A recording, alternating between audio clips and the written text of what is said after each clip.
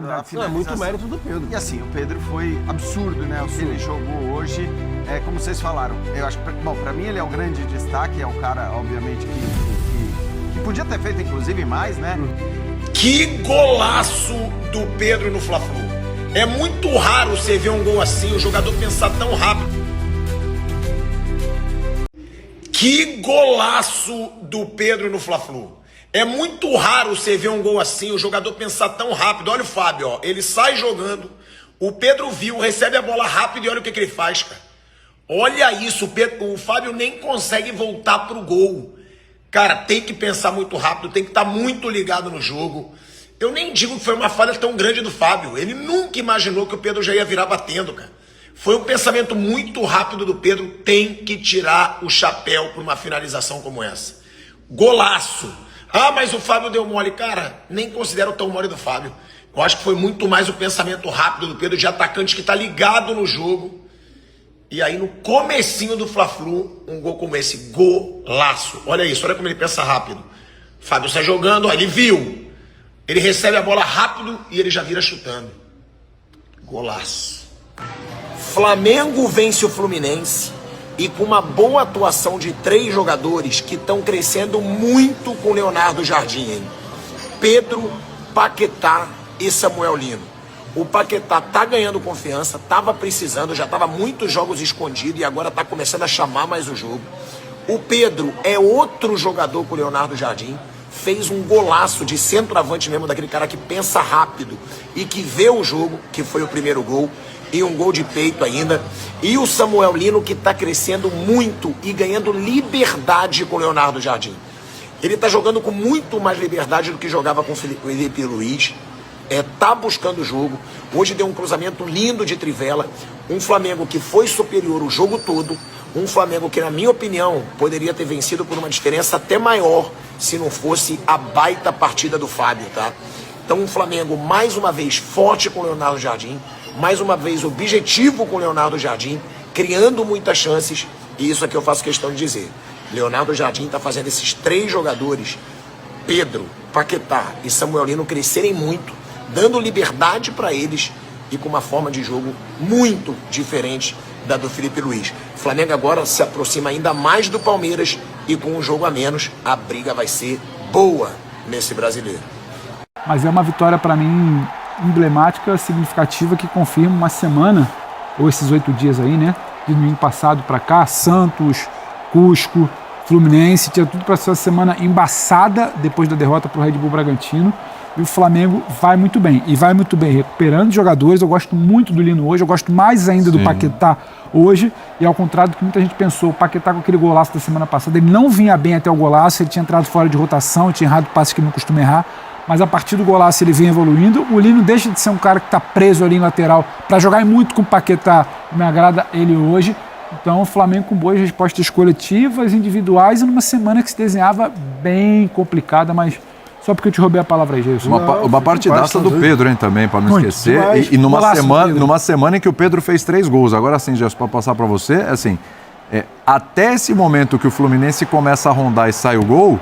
Até o Savarino entrar. Isso. Que aí a gente pode entrar nesse ponto também, né? É discussão, para mim é discussão. É essa discussão. Eu tava vendo o melhor jogo do Flamengo no comando do Léo Jardim. Até aquele momento, para mim, era o melhor jogo do Flamengo. O primeiro tempo e até... Vamos lá, vamos resumir. Até a entrada do Savarino, de fato, foi um amasso que o Flamengo conseguiu fazer no Maracanã, ao meu ver. Muita intensidade, o Flamengo roubando bola na frente, o Paquetá ditando o ritmo, jogando de 8 ali, né? Novamente, o Paquetá bem de 8. Ele era um segundo homem de meio campo, mas ele não estava exatamente aliado com o Everton. Ele estava um pouco mais à frente, o Arrasca um pouco mais à frente ainda. Algumas vezes ele atrás, porque o Flamengo tava... O Everton Araújo não é um exímio, assim, tecnicamente, na hora de sair a bola. Então, baixava pra sair. Então, o que muitas vezes acontecia? O Paquetá baixava um pouco mais para fazer essa saída de bola, e o Everton Araújo, que novamente, ao meu ver, bem no jogo, novamente, sendo aquele cão de guarda, sendo o cara que, se precisasse, ia dar uma pancada, ia parar um contra-ataque. Mas quando a bola não precisa passar nele para sair. É isso. A função dele é essa. Ao meu ver, é essa a função. Inclusive, hoje, com a bola, tecnicamente, tem uma hora que ele deu uma bela inversão de bola, né? Lá pro outro lado, que enfim, eu não lembro agora qual foi o jogador. Mas eu tô com o Pedro na questão dos destaques, né? A recuperação de alguns caras. O próprio Paquetá, que ao meu ver, com o Felipe Luiz jogando aberto, não estava bem. O Carrascal, de novo. Carrascal e Plata. Se a gente falava impressionante, do Corinthians, né? Opa. É impressionante, né? O Plata, que ao meu ver, essa semana foi o cara que conseguiu se recuperar. Com um jogador expulso do Flamengo. Não faço ideia assim de Não, mas cabeça, mas tem uma sequência aí. tem uma sequência de expulsões, sim. O Everton Araújo, né? O Plata, o próprio... O Plata não, que o Plata não estava nem jogando. Mas o Carrascal, enfim. Contra o Red Bull Bragantino teve um, teve? Teve alguém expulso contra o Red Bull Bragantino, sim. O Plata escapa Foi de o Everton Araújo, não O foi? Everton Araújo vai contra o Corinthians. O Plata escapa Contra de o Bragantino, só de ver, semana só olhando pela aqui. Libertadores. O Plata Plata escapou, escapou. verdade. Sim, sim. Escapou Poderia mesmo. ter sido expulso até. Contra o Bragantino. Contra o Bragantino foi o Pulgar. Pulgar. São muitas expulsões, Exatamente. cara. Tem aqui as partidas, inclusive, né? Cartão vermelho aqui do lado, ó.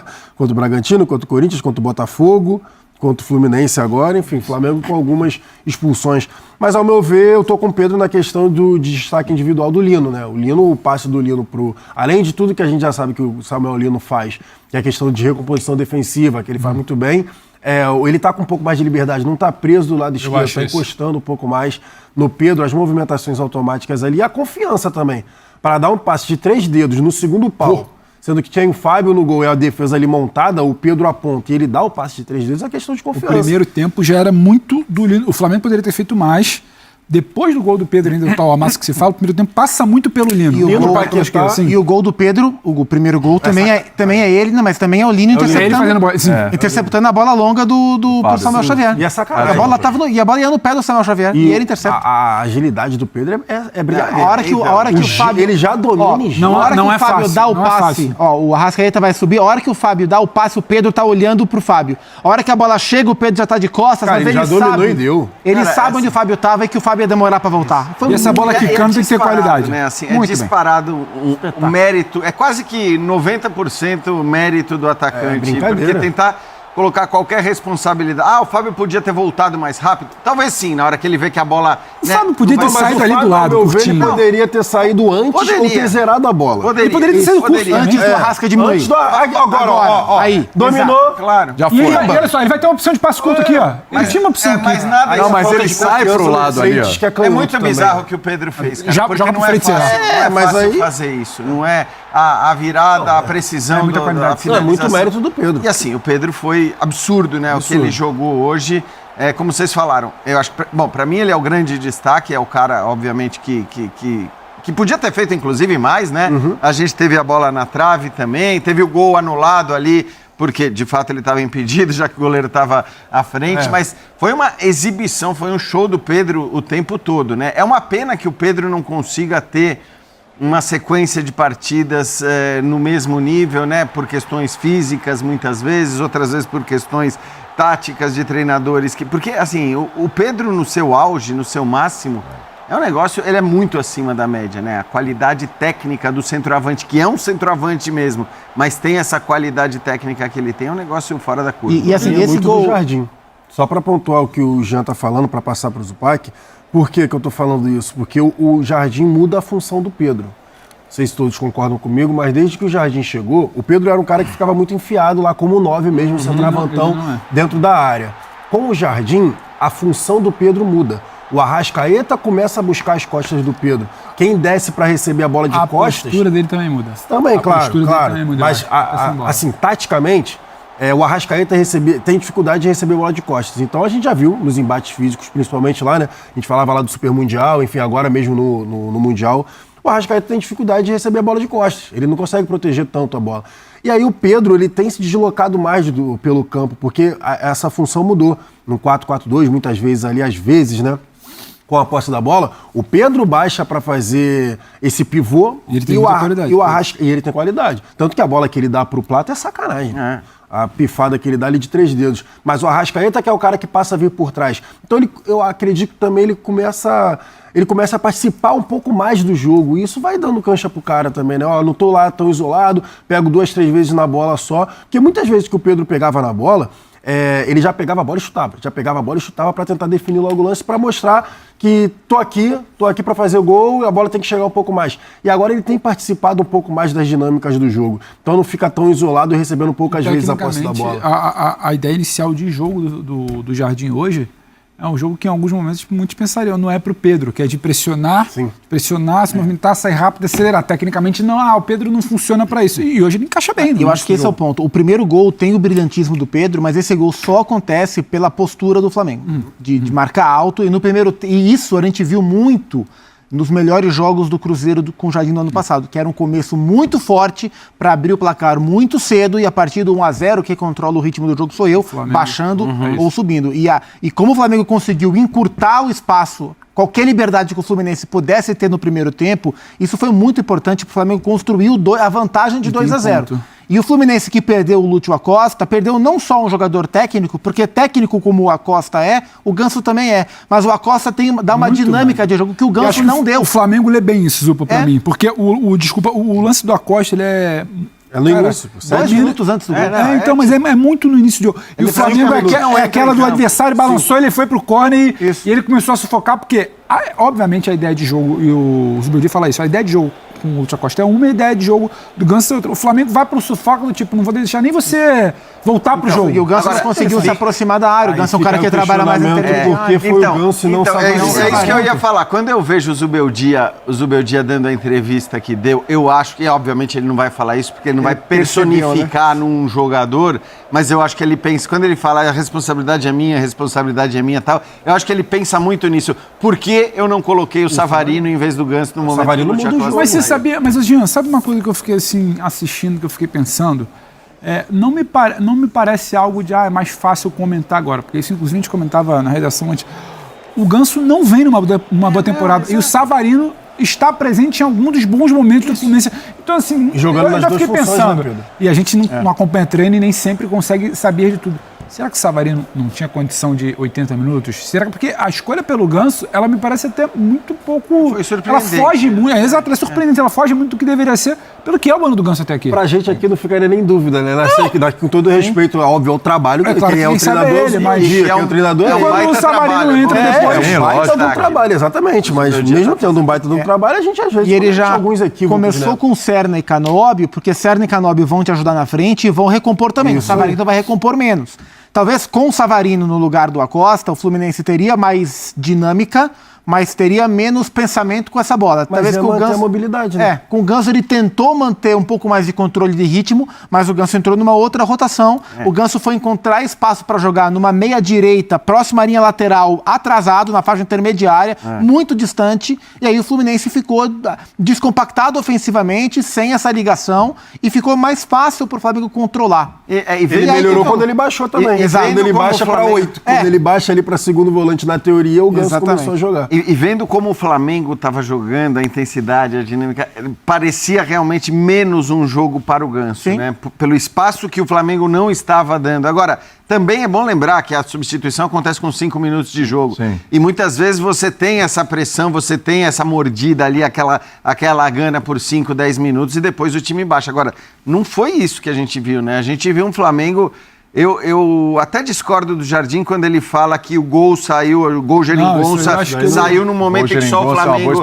Porque, na verdade, o Flamengo foi muito superior por 3/4 do jogo. Sim, muito superior. Muito. E o Fluminense foi superior ali no último quarto do jogo, né? Agora, no momento em que sai o gol, o Fluminense já estava atacando, já estava pressionando e justamente por conta das duas mudanças, né? Porque essa é uma análise puramente simplista do lance, onde o Alexandro falha, mas o lance está dentro do contexto do jogo, naquele recorte. Naquele momento o Fluminense era melhor. Desde que o Savarino entrou na partida, eu tinha até notado aqui, foi 65. Deixa eu só ver com certeza aqui, mas acredito que tenha sido 65 se eu não tiver falha. É isso aí, 65 no lugar do Martinelli. O Fluminense começou a conseguir empurrar o Flamengo para trás, né? Aí a desgaste de alguns jogadores.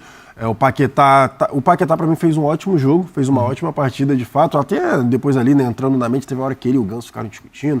Teve aquele passe lá bonito que ele deu também. Enfim, mas ele participando muito mais do jogo centralizado, para mim não tem discussão. O Paquetá participa muito mais no jogo quando ele está ali de 8, né, enfim, na função centralizada do que aberto.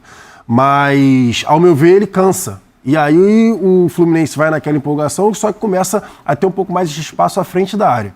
Acho que esse foi o ponto principal. A frente da área do Flamengo ficou meio que desocupada, e aí o Fluminense começou a conseguir girar o jogo, e aí o Savarino, que aí entra mais ainda a discussão do porquê não o Savarino no início, porque o Savarino foi fazendo justamente essa função ali, da meia para dentro, conseguindo circular nas costas dos volantes e conseguindo fazer todo mundo jogar. Aí era bola no Castilho, era bola nos pontas, enfim, todo mundo conseguindo circular por ali. O cenário era um pouco diferente, porque eu entendo, porque o Fluminense estabelecido no campo de defesa do Flamengo, o Savarino jogando.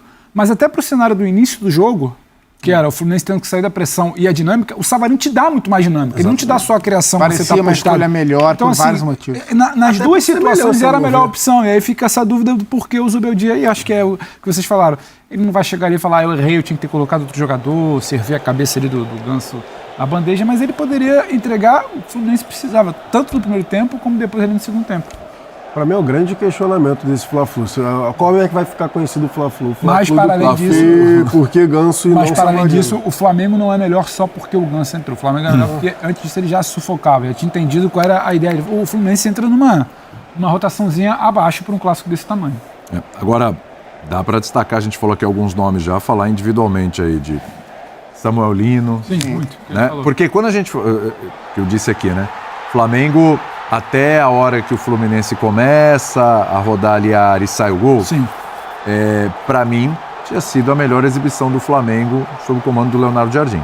Né? E até, talvez esse ano, hein? Talvez não esse deixa ano. de ser, porque o clássico tem disso, do outro time, que é um time grande, também ter Porque quando a gente fala, clássico não tem jogo e tá aquela conversa, tem jogo sim, ó. Teve um Flamengo dominante boa parte do jogo.